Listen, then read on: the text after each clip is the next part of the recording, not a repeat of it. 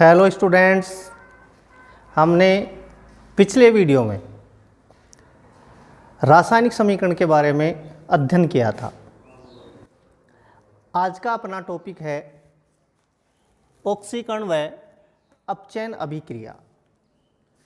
हम इस वीडियो में ऑक्सीकरण व अपचयन अभिक्रिया के बारे में पढ़ेंगे। सबसे पहले ऑक्सीकरण अभिक्रिया के लिए हमने छोटे रूप में 4 परिभाषाएं पढ़ी हैं। तो सबसे पहले हम इन 4 परिभाषाओं पर विशेष ध्यान देंगे। सबसे पहले परिभाषा है, देखो क्या है, ऑक्सीजन के संयोग व वियोजन के आधार पर। ऑक्सीजन के संयोग व वियोजन का मतलब जिस अभिक्रिया में ऑक्सीजन का संयोग हो या फिर जिस अभिक्रिया में ऑक्सीजन का निष्कासन हो तो उसे किस नाम से जाना जाता है। तो देखिए एग्जाम्पल में कि सबसे पहला हम पढ़ेंगे ऑक्सीकरण के बारे में। यहाँ दे रखा है Mg+O2। Mg+O2 मैग्नीशियम के साथ जब ऑक्सीजन क्रिया करती है तो वह उसके ऑक्साइड में परिवर्तित होती है। तो इसकी स्थिति में हम देखते हैं कि मैग्नीशियम ने किसके साथ क्रिया की है? ऑक्सीजन के साथ। किसके साथ क्रिया की है भाई? ऑक्सीजन के साथ। इसका मतलब इस अभिक्रिया के दौरान ऑक्सीजन का संयोग हो रहा है। किसका संयोग हो रहा है? ऑक्सीजन का। दूसरे उदाहरण में देखो कि जब सल्फर H+O2, सल्फर ने किसके साथ क्रिया की? ऑक्सीजन के साथ। जब सल्फर ने ऑक्सीजन के साथ क्रिया की, उत्पाद बना SO2। तो इस अभिक्रिया में ऑक्सीजन का संयोग होता है। तो जिस अभिक्रिया में ऑक्सीजन का संयोग होता है उस अभिक्रिया को ऑक्सीकरण अभिक्रिया कहते हैं। कौन सी अभिक्रिया कहते हैं? ऑक्सीकरण अभिक्रिया। तो परिभाषा हम लिख देंगे, वह रासायनिक अभिक्रिया जिसमें ऑक्सीजन के साथ संयोग होता है उस अभिक्रिया को ऑक्सीकरण अभिक्रिया कहा जाता है। ठीक है। हम पढ़ेंगे इसी पर अपचयन अभिक्रिया। अपचयन अभिक्रिया का मतलब क्या है कि जैसे KClO3, हम यहाँ देखते हैं कि ऑक्सीजन के कितने परमाणु हैं? 3। कितने परमाणु हैं भाई? 3। जैसे ही अभिक्रिया संपन्न होती है तो KClO3 में से ऑक्सीजन का परमाणु कहाँ निकल जाता है? बाहर। जब ऑक्सीजन का परमाणु बाहर निकलता है इसका मतलब यहाँ ऑक्सीजन का क्या होता है? निष्कासन। क्या होता है भाई? ऑक्सीजन का निष्कासन।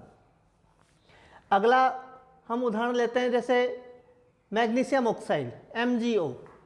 जब अभिक्रिया संपन्न होती है तो इसमें उपस्थित ऑक्सीजन का परमाणु यहाँ से कहाँ निकल जाता है? बाहर। जब ऑक्सीजन का परमाणु बाहर निकल जाता है तो ऐसी अभिक्रिया को अपचयन अभिक्रिया के नाम से जाना जाता है। कौन सी अभिक्रिया के नाम से? अपचयन अभिक्रिया। तो परिभाषा में हम कह सकते हैं कि वह रासायनिक अभिक्रिया जिसमें रासायनिक अभिक्रिया के दौरान ऑक्सीजन का निष्कासन होता है। किसका निष्कासन होता है? ऑक्सीजन का। उस अभिक्रिया को अपचयन अभिक्रिया के नाम से जाना जाता है। ठीक है ना। तो ऑक्सीजन के संयोग व निष्कासन के आधार पर हमने ऑक्सीकरण और अपचयन को पढ़ लिया। दूसरा बिंदु पढ़ते हैं हम, हाइड्रोजन के संयोग व वियोजन के आधार पर। तो देखिए सबसे पहला एग्जाम्पल दे रखा है H2S। जब ये ऑक्सीजन से क्रिया करता है तो इस H2S में से, ठीक है ना, इस H2S में से याद रखना हाइड्रोजन का परमाणु कहाँ निकलता है? बाहर निकल जाता है। जैसे ही हाइड्रोजन का परमाणु बाहर निकलता है ऑक्सीजन के साथ क्रिया करके क्या बना देता है? जल बना देता है। जबकि सल्फर कहाँ निकल आता है? बाहर। कहाँ निकल आता है भाई? बाहर। लेकिन इसमें से क्या हुआ? इस क्या है क्रिया में H2S में से H2 कहाँ निकल रहा है भाई? बाहर निकल रहा है। जब ये H2 बाहर निकलता है इसका मतलब हाइड्रोजन का परमाणु क्या कर रहा है? याद रखना, इस अभिक्रिया के दौरान बाहर निकलता है, इसका निष्कासन होता है। अर्थात जिस अभिक्रिया में हाइड्रोजन परमाणु का निष्कासन होता है उस अभिक्रिया को ऑक्सीकरण अभिक्रिया के नाम से जाना जाता है। कौन सी अभिक्रिया के नाम से? ऑक्सीकरण अभिक्रिया। तो देखिए यहाँ लिखा हुआ है H2S का सल्फर में क्या हो रहा है भाई, ऑक्सीकरण। किस में ऑक्सीकरण हो रहा है, सल्फर में। किसका, H2S का। दूसरा एग्जाम्पल देखिए यहाँ एथेनॉल। एथेनॉल को हम अगर लिखें तो हम ऐसे भी लिख सकते हैं C2H5OH। यहाँ देखिए कार्बन के कितने परमाणु, 2। यहाँ भी कार्बन के परमाणु कितने, 2। यहाँ हाइड्रोजन के परमाणु कितने हैं, 5। कितने हैं, 5 और 1 6, कुल 6 है ना। तो यहाँ देखिए 3 2 5 और 1 कितने हैं, 6। यहाँ ऑक्सीजन का परमाणु क्या है, 1। यहाँ भी कितना है, 1। तो हम एथेनॉल को इस श्रृंखला में भी लिख सकते हैं या इस रूप में भी लिख सकते हैं। जब एथेनॉल को हम गर्म करते हैं तो याद रखना यहाँ से हाइड्रोजन के परमाणु कहाँ निकलते हैं, बाहर निकलते हैं। हाइड्रोजन के परमाणु जैसे ही बाहर निकलते हैं तो ये क्या बन जाता है, एथेनेल। क्या बन जाता है भाई, एथेनेल। इसका मतलब एथेनॉल का एथेनेल में क्या हो रहा है, ऑक्सीकरण हो रहा है। क्या हो रहा है भाई, ऑक्सीकरण। क्यों हो रहा है, क्योंकि इसमें से हाइड्रोजन परमाणु कहाँ निकल रहे हैं, बाहर। तो वह रासायनिक अभिक्रिया जिसमें हाइड्रोजन परमाणु का निष्कासन होता है वह ऑक्सीकरण अभिक्रिया के नाम से जाना जाता है। इसी के आधार पर हम देखते हैं अपचयन। अपचयन में क्या हो रहा है, देखो हाइड्रोजन का संयोग हो रहा है। हाइड्रोजन इसमें क्या हो रहा है भाई, जुड़ रहा है। जिस अभिक्रिया में हाइड्रोजन का संयोग होता है वह हमेशा अपचयन अभिक्रिया के नाम से जानी जाती है। किसके नाम से, अपचयन अभिक्रिया के नाम से। तो एग्जाम्पल के आधार पर देखो कि यहाँ हाइड्रोजन ने किसके साथ क्रिया की, Cl2 के साथ। जब हाइड्रोजन क्लोरीन के साथ क्रिया करती है तो बताओ क्या बना रहा है, हाइड्रोक्लोरिक अम्ल। इसका मतलब हाइड्रोजन किसके साथ जुड़ रहा है, क्लोरीन के साथ। अर्थात यहाँ पर किसका, याद रखना हाइड्रोजन का क्या हो रहा है, संयोग हो रहा है। अर्थात हाइड्रोजन का परमाणु यहाँ पर जुड़ रहा है। इसलिए जुड़ने के कारण इस अभिक्रिया को हम क्या कहेंगे, अपचयन अभिक्रिया कहेंगे। कौन सी अभिक्रिया कहेंगे, अपचयन। तो देखना Cl2 का HCl में क्या हो रहा है, अपचयन हो रहा है, क्योंकि ये Cl2 हाइड्रोजन को ग्रहण करके क्या बना रहा है, HCl। इसका मतलब Cl2 HCl में क्या हो रही है, याद रखना अपचयन के रूप में क्या है, अभिक्रिया को प्रकट करती है। दूसरा एग्जाम्पल दे रखा है सोडियम। सोडियम की क्रिया हमने किससे करवाई, हाइड्रोजन से। जब सोडियम हाइड्रोजन से क्रिया करता है इसका मतलब यहाँ हाइड्रोजन का क्या हो जाएगा, संयोग हो जाएगा। यहाँ हाइड्रोजन क्या है, सोडियम के साथ जुड़ेगा और क्या बनाएगा, सोडियम हाइड्राइड NaH बना देगा। क्या बना देगा, NaH। इसका मतलब यहाँ हाइड्रोजन का क्या हो रहा है, योग हो रहा है। अर्थात यहाँ हाइड्रोजन जुड़ रही है। हाइड्रोजन जुड़ने के कारण इस अभिक्रिया को भी हम कौन सी कहते हैं, अपचयन अभिक्रिया। कौन सी अभिक्रिया कहते हैं, अपचयन। इसीलिए कहा गया कि सोडियम का NaH में क्या हो रहा है, अपचयन हो रहा है। ठीक है ना। तो ये हो गया किसके आधार पर, हाइड्रोजन के संयोग व वियोजन के आधार पर। तीसरा पॉइंट पढ़ते हैं हम, विद्युत धनी तत्वों के संयोग व वियोजन के आधार पर। किसकी परिभाषा पढ़ेंगे, ऑक्सीकरण व अपचयन की। किसकी पढ़ेंगे भाई, ऑक्सीकरण व अपचयन की। देखो यहाँ सबसे पहला क्या दे रखा है, Ki पोटेशियम आयोडाइड दे रखा है। इसकी क्रिया किससे हो रही है, Cl2 से हो रही है। अब देखो इसमें ध्यान देने की बात क्या है, कि ध्यान देने की बात यह है कि इस पोटेशियम आयोडाइड में से सोडियम का परमाणु, पोटेशियम सॉरी किसका परमाणु, पोटेशियम का परमाणु कहाँ निकलता है, बाहर। यह पोटेशियम का परमाणु बाहर निकल के किससे क्रिया करता है, क्लोरीन से करता है। जैसे ये क्लोरीन से क्रिया करता है तो क्या बना देता है, KCl पोटेशियम क्लोराइड बना देता है। जबकि यहाँ पर क्या बन जाता है, I2। क्या बन जाता है, I2। इसका मतलब क्या निकला कि Ki से जब क्या है कि K परमाणु जब बाहर निकल जाता है तो याद रखना ये I2 में क्या हो जाता है, ऑक्सीकृत हो जाता है। अर्थात इसका ऑक्सीकरण हो जाता है, हो रहा है। इसीलिए कहा जाएगा Ki का I2 में क्या होगा, ऑक्सीकरण होगा। किसके कारण, धन जो क्या है, याद रखना विद्युत धनी तत्व कह सकते हैं। उस विद्युत धनी तत्व के निकलने के कारण याद रखना यहाँ पर ऑक्सीकरण की अभिक्रिया संपन्न होती है। ऐसे ही देखो यहाँ दूसरा एग्जाम्पल दे रखा है H2S। H2S की क्रिया हमने किससे करवाई, Cl2 से। तो यहाँ से क्या चीज़ बाहर निकलेगी, H2 बाहर निकलेगा भाई। क्या निकलेगा, H2 बाहर निकलेगा तो क्या होगा, याद रखना धन विद्युतीय तत्व कहाँ निकलेगा, बाहर। सबको पता है कि हाइड्रोजन पर संयोजकता किसकी होती है, प्लस की। यहाँ पढ़ा था तो पोटेशियम पर संयोजकता किसकी होती है, प्लस की। इसलिए यहाँ भी क्या है, धनायन बाहर निकल रहा है, यहाँ भी क्या है, धनायन बाहर निकल रहा है। इसका मतलब धन विद्युतीय तत्व निकलेगा। धन विद्युतीय तत्व के निकलने के कारण H2S का किस में, S में क्या हो जाएगा, बताओ, ऑक्सीकरण हो जाएगा। क्या हो जाएगा, ऑक्सीकरण। तो धन विद्युतीय तत्व का याद रखना, बाहर निकलना ऑक्सीकरण अभिक्रिया के नाम से जाना जाता है। ठीक है। अगला बिंदु है अपचयन। किसके आधार पर, धन विद्युतीय तत्व के आधार पर या विद्युत धनी तत्वों के आधार पर। तो देखिए यहाँ क्या है, हाइड्रोजन का परमाणु है, ये क्या है, क्लोरीन। अब यहाँ क्या हो रहा है, देखना, यहाँ संयोग हो रहा है किसका, हाइड्रोजन का, किसके साथ, क्लोरीन के साथ। आप देखेंगे कि यहाँ हाइड्रोजन का परमाणु जब क्लोरीन से क्रिया करता है तो क्या बनाता है, हाइड्रोक्लोरिक अम्ल बनाता है। क्या बनाता है, हाइड्रोक्लोरिक अम्ल बना देता है। इसका मतलब यहाँ क्लोरीन के साथ किसका संयोग हो गया, हाइड्रोजन का, अर्थात कहेंगे धन विद्युतीय तत्व का संयोग हो गया। और जैसे धन विद्युतीय तत्व का संयोग हुआ तो इस अभिक्रिया को हम क्या कहेंगे, अपचयन। क्या कहेंगे भाई, अपचयन। तो हम इसमें ये लिख सकते हैं कि Cl2 का, क्लोरीन का किस में अपचयन हो गया, HCl में।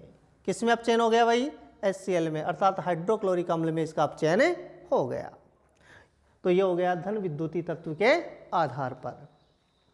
लास्ट पॉइंट पढ़ते हैं इसका, ऋण विद्युतीय तत्व के आधार पर या विद्युत ऋणी तत्वों के आधार पर। इसके संयोग व वियोजन के आधार पर क्या लिखेंगे, देखो सबसे पहले हमने देखा यहाँ Fe आयरन है, किसके साथ क्रिया करेगा, Cl2 के साथ करेगा ना। जैसे Fe Cl2 के साथ क्रिया करेगा तो हमें पता है कि यहाँ देखो Cl है ना, इस Cl पर जो संयोजकता होती है वो किसकी होती है, माइनस की। किसकी होती है, माइनस की। इसलिए कौन सा है, याद रखना विद्युत ऋणी तत्व है। जैसे ही विद्युत ऋणी तत्व किससे क्रिया करेगा, आयरन से, लोहे से क्रिया करेगा। ठीक है ना। तो ये क्या बनाएगा, FeCl2 बना देगा। देखो Fe के साथ क्या जुड़ गया, विद्युत ऋणी तत्व जुड़ गया। कौन है विद्युत ऋणी तत्व, Cl2 है ना। तो जैसे ये जुड़ता है तो याद रखना अभिक्रिया कौन सी संपन्न कर देता है, याद रखना ऑक्सीकरण वाली अभिक्रिया संपन्न कर देता है। अतः इसको हम कौन सी अभिक्रिया कहेंगे, ऑक्सीकरण। कौन सी कहेंगे, ऑक्सीकरण। अर्थात परिभाषा में हम ये कह सकते हैं कि वह रासायनिक अभिक्रिया जिसमें रासायनिक अभिक्रिया के दौरान ऋण विद्युतीय तत्व का क्या होता है, संयोग होता है, उस अभिक्रिया को हमेशा क्या कहते हैं, ऑक्सीकरण अभिक्रिया के नाम से जाना जाता है। ठीक, आगे चलते हैं अपचयन। अपचयन में देखो यहाँ ऋण विद्युतीय तत्व कहाँ निकलेगा, बाहर निकलेगा। जैसे यहाँ देखो FeS, ठीक है ना। यहाँ जो सल्फर है ना, इस सल्फर पर क्या होता है, याद रखना सल्फर पर संयोजकता माइनस की कितनी होती है, 2 होती है। कितनी होती है, माइनस की 2। इसका मतलब सल्फर क्या है, विद्युत ऋणी तत्व है। जब अभिक्रिया संपन्न होती है तो याद रखना सल्फर का परमाणु कहाँ निकल जाता है, बाहर। इसका मतलब सल्फर का परमाणु बाहर निकलने का मतलब विद्युत ऋणी तत्व याद रखना बाहर निकल गया। जब विद्युत ऋणी तत्व का निष्कासन हुआ है तो याद रखना ऐसी अभिक्रिया को हम अपचयन अभिक्रिया के नाम से जान सकते हैं।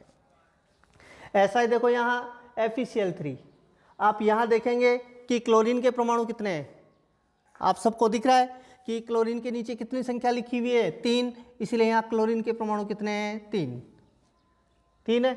लेकिन ये 3 परमाणु कितने से गुणा हैं, 2 से। जब रासायनिक समीकरण को संतुलित करते हैं, इसलिए कुल परमाणु की संख्या कितनी है, 3 गुणा 2 बराबर कितने हो रहे हैं, 6 परमाणु हो रहे हैं।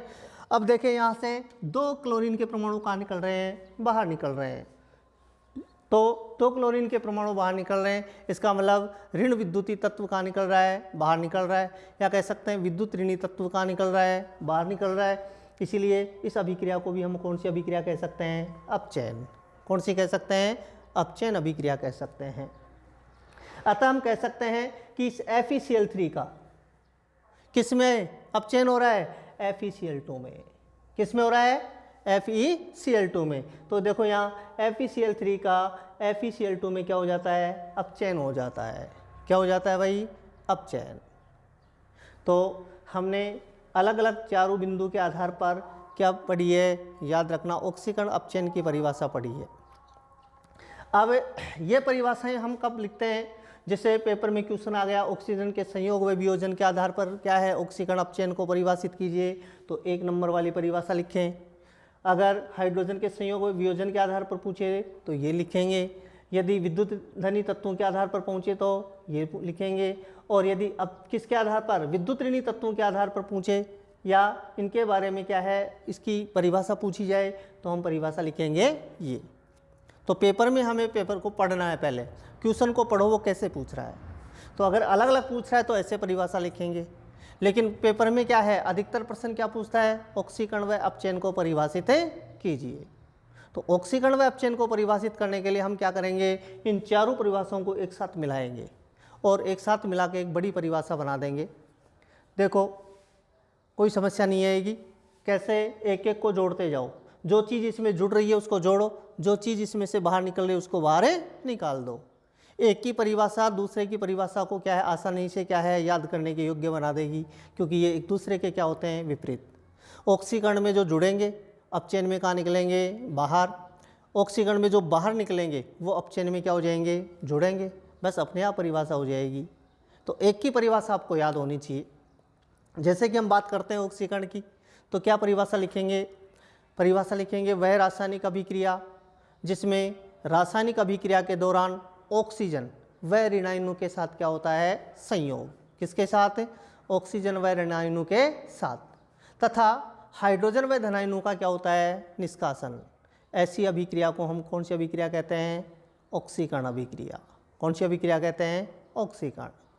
अब अपचयन अभिक्रिया की हम बात करते हैं तो देखिए इसमें ऑक्सीजन और क्या है किसमें ऑक्सीकरण में पढ़ा है ऑक्सीजन व ऋणाणु का संयोग, हाइड्रोजन व धनाणु का निष्कासन। उल्टा कर दो इसको, हम परिभाषा लिखेंगे वह रासायनिक अभिक्रिया जिसमें रासायनिक अभिक्रिया के दौरान हाइड्रोजन व धनाणु के साथ संयोग होता है, अर्थात वो जुड़ते हैं, तथा ऑक्सीजन व ऋणाणु का क्या होता है निष्कासन। ठीक है ना। ऐसी अभिक्रिया को हम कौन सी अभिक्रिया कहते हैं अपचयन। कौन सी कहते हैं अपचयन। तो पेपर में अधिकतर यही क्या है परिभाषा पूछते हैं, इसीलिए इसको हम एक बड़े रूप में लिखें। ठीक है ना। ऑक्सीकरण की परिभाषा और अपचयन की परिभाषा को आसानी से लिख सकते हैं। अब देखिए बहुत सी बार क्या है ऑक्सीकरण अपचयन की परिभाषा नहीं पूछ के क्या पूछ लेता है, आपसे पूछ लेता है कि ऑक्सीकारक व अपचायक क्या है, किसे ऑक्सीकारक कहते हैं और किसे अपचायक कहते हैं। बस आप ये याद रखो जिसका ऑक्सीकरण होता है याद रखना वो हमेशा अपचायक कहलाते हैं। क्या कहलाते हैं अपचायक। और जिसका अपचयन होता है वो हमेशा क्या कहलाते हैं ऑक्सीकारक कहलाते हैं। क्या कहलाते हैं ऑक्सीकारक। अगर हम परिभाषा देना चाहें तो हम ये कह सकते हैं कि वे पदार्थ जिनमें ऑक्सीजन लेने की क्षमता होती है, जिनमें ऑक्सीजन लेने की क्षमता होती है वो हमेशा अपचायक कहलाते हैं। क्या कहलाते हैं अपचायक। उल्टा कर दो, वे पदार्थ जिनमें ऑक्सीजन देने की क्षमता पाई जाती है, जिनमें ऑक्सीजन देने की क्षमता होती है वो हमेशा क्या कहलाते हैं याद रखना ऑक्सीकारक कहलाते हैं। क्या कहलाते हैं ऑक्सीकारक।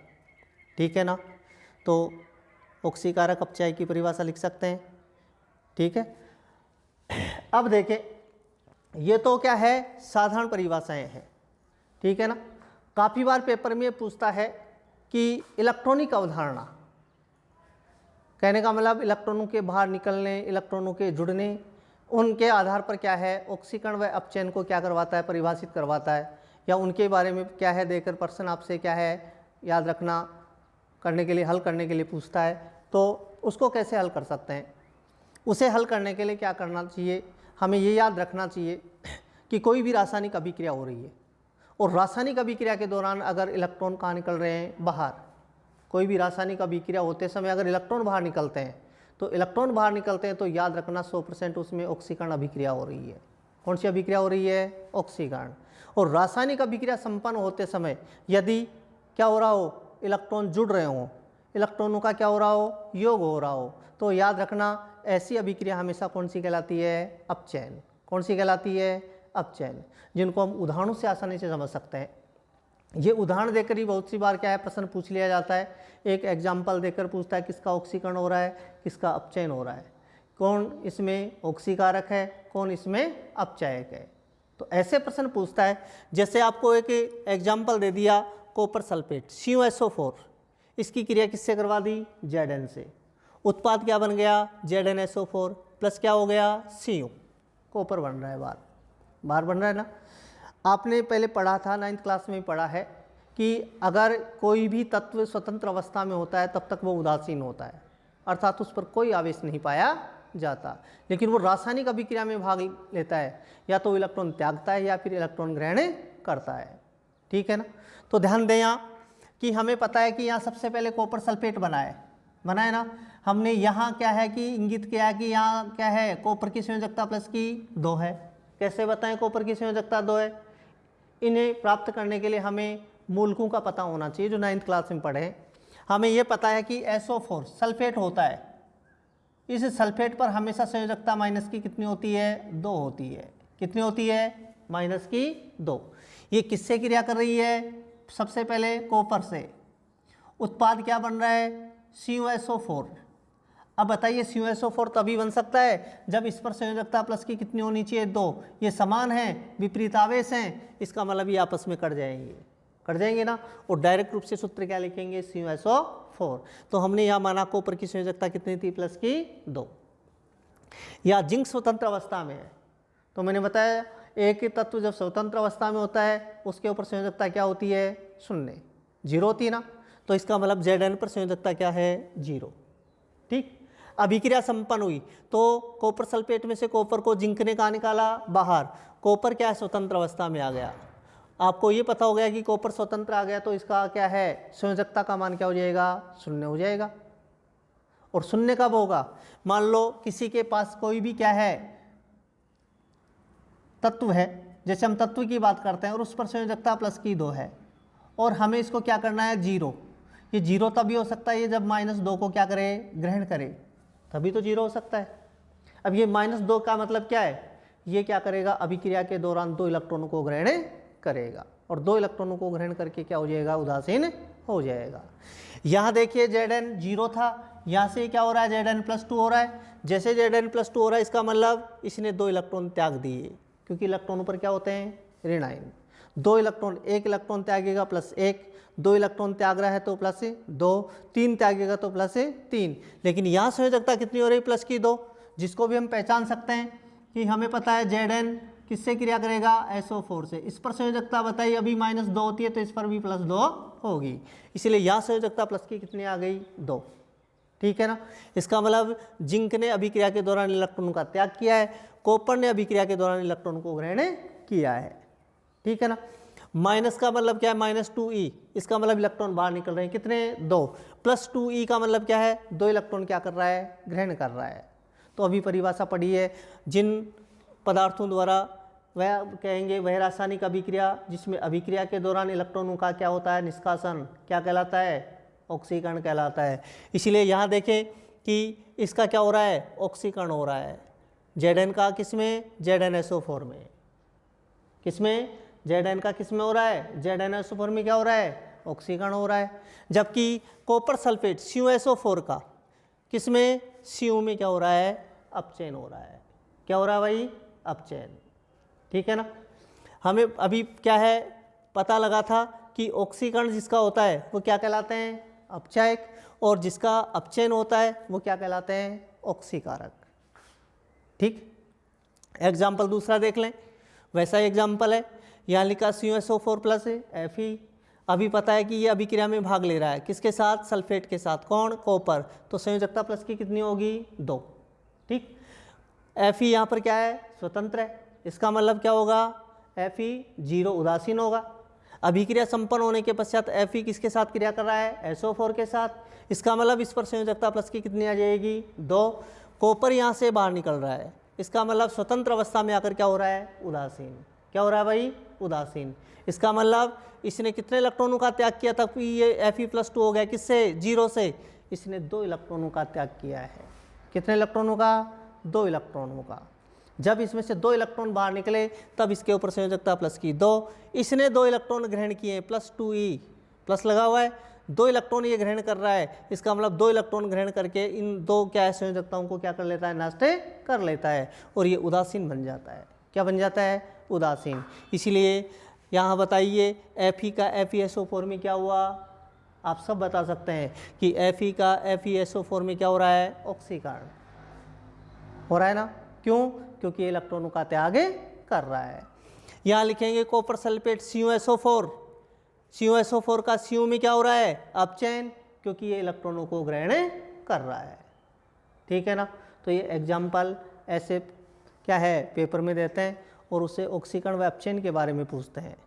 ठीक है ना। तो आपको क्या है इस तरह से क्या है ये चीज़ें प्राप्त होनी चाहिए। साधारण रूप से देखें तो देखो यहाँ कॉपर सल्फेट है, यहाँ जिंक है। सबसे पहले जिंक के साथ देखो रिनाइन जुड़ेगा, अभी पीछे पड़ा था, रिनाइनों का संयोग क्या कहलाता है, ऑक्सीकरण। यहाँ देखो कॉपर सल्फेट में से रिनाइन कहाँ निकल रहा है, बाहर। जहाँ रिनाइन बाहर निकलते हैं वो क्या कहलाता है, अपचयन। दोनों तरफ से अगर देखें तो परिभाषा क्या होनी चाहिए, सही होनी चाहिए। यहाँ देखो CuSO4, SO4 बाहर निकलेगा, रिनाइन बाहर निकलेगा, इसका मतलब क्या होगा, अपचयन। Fe के साथ कौन जुड़ेगा, SO4, रिनाइन जुड़ेगा, इसका मतलब इसका क्या होगा, ऑक्सीकरण। ठीक है ना। तो ये इलेक्ट्रॉनिक अवधारणा के आधार पर क्या है, ऑक्सीकरण व अपचयन। तो क्या दोबारा से सुनना, परिभाषा क्या होगी, ऑक्सीकरण की परिभाषा क्या लिखेंगे, वह रासायनिक अभिक्रिया जिसमें रासायनिक अभिक्रिया के दौरान इलेक्ट्रॉनों का निष्कासन होता है या इलेक्ट्रॉन बाहर निकलते हैं, उस अभिक्रिया को क्या कहते हैं, ऑक्सीकरण। जिन पदार्थों का ऑक्सीकरण होता है वो क्या कहलाते हैं, अपचायक कहलाते हैं। क्या कहलाते हैं, अपचायक। दूसरा कहेंगे अपचयन, क्या कहेंगे, वह रासायनिक अभिक्रिया जिसमें रासायनिक अभिक्रिया के दौरान इलेक्ट्रॉनों का क्या होता है, योग, अर्थात इलेक्ट्रॉन जुड़ते हैं, उसे हमेशा अपचयन अभिक्रिया के नाम से जाना जाता है। और जिन पदार्थों का अपचयन होता है वो क्या कहलाते हैं, ऑक्सीकारक। क्या कहलाते हैं, ऑक्सीकारक। ये हुई इलेक्ट्रॉनिक अवधारणा के आधार पर ऑक्सीकरण व अपचयन की परिभाषा। फिर एक क्वेश्चन पूछता है आपसे, ऑक्सीकरण व अपचयन में क्या अंतर है। देखो हमने 5 परिभाषा पढ़ ली, 4 तो यहाँ पढ़ ली, अलग अलग पढ़ ली, एक किसके आधार पर पढ़ ली, इलेक्ट्रॉनिक अवधारणा के आधार पर। ये पांचों परिभाषा एक दूसरे के क्या हैं, अंतर है। देखना क्या अंतर है, बताओ। ऑक्सीकरण में ऑक्सीजन का संयोग हो रहा है, ऑक्सीकरण में अपचयन में हम अंतर की बात करते हैं। तो हमने यहाँ पढ़ा है, देखो ऑक्सीकरण में पढ़ा है कि सबसे पहले पढ़ा है ऑक्सीकरण में ऑक्सीजन के साथ संयोग होता है, हाइड्रोजन का निष्कासन होता है, विद्युत धनी तत्वों का निष्कासन होता है, जबकि विद्युत ऋणी तत्वों का क्या होता है, संयोग होता है। जबकि अपचयन में आपने पढ़ा है कि अपचयन में याद रखना ऑक्सीजन का क्या होता है, निष्कासन होता है। दूसरा पढ़ते हैं हाइड्रोजन का क्या होता है, याद रखना योग होता है। धन विद्युतीय तत्वों के साथ क्या होता है, संयोग होता है। जबकि ऋण विद्युतीय तत्वों का क्या होता है, निष्कासन होता है। अगर इन चारों अंतरों को लिख दे तो 4 अंतर तो ये होते हैं। 5वें अंतर की हम बात करते हैं कि याद रखना ऑक्सीकरण अभिक्रिया के दौरान इलेक्ट्रॉनों का क्या होता है, त्याग किया जाता है, अर्थात इलेक्ट्रॉन कहाँ निकलते हैं, बाहर। जबकि अपचयन अभिक्रिया में इलेक्ट्रॉन क्या होते हैं, याद रखना जुड़ते हैं, अर्थात इलेक्ट्रॉन का क्या होता है, संयोग होता है। तो अंतर की बात करें तो ऐसे अंतर लिख सकते हैं हम 5। पहला अंतर होता है कि ऑक्सीकरण अभिक्रिया के दौरान ऑक्सीजन के साथ संयोग होता है, जबकि अपचयन अभिक्रिया में हाइड्रोजन परमाणु के साथ संयोग होता है या हाइड्रोजन के साथ उनका संयोग होता है। दूसरे अंतर की हम बात करते हैं कि ऑक्सीकरण अभिक्रिया के दौरान याद रखना ऋण विद्युतीय तत्वों का क्या होता है, संयोग होता है, जबकि अपचयन अभिक्रिया में धन विद्युतीय तत्वों के साथ संयोग होता है। तीसरी बात करते हैं कि ऑक्सीकरण अभिक्रिया के दौरान हाइड्रोजन परमाणु का निष्कासन होता है, अर्थात हाइड्रोजन परमाणु कहाँ निकलते हैं, बाहर। जबकि अपचयन अभिक्रिया के दौरान ऑक्सीजन परमाणु का निष्कासन होता है, अर्थात ऑक्सीजन के परमाणु कहाँ निकलते हैं, बाहर। चौथे अंतर की बात करते हैं। चौथे अंतर में हम कह सकते हैं कि याद रखना ऑक्सीकरण अभिक्रिया के दौरान धन विद्युतीय तत्वों का निष्कासन होता है, किसका, धन विद्युतीय तत्वों का, जबकि अपचयन अभिक्रिया में ऋण विद्युतीय तत्वों का निष्कासन होता है।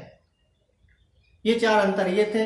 5वें अंतर की हम बात करते हैं तो 5वें अंतर में कहेंगे कि ऑक्सीकरण अभिक्रिया के दौरान इलेक्ट्रॉनों का क्या है, निष्कासन होता है, जबकि अपचयन अभिक्रिया में इलेक्ट्रॉनों का क्या होता है, योग होता है, अर्थात इलेक्ट्रॉन जुड़ते हैं। ये ऑक्सीकरण अपचयन में कितने अंतर हैं? 5।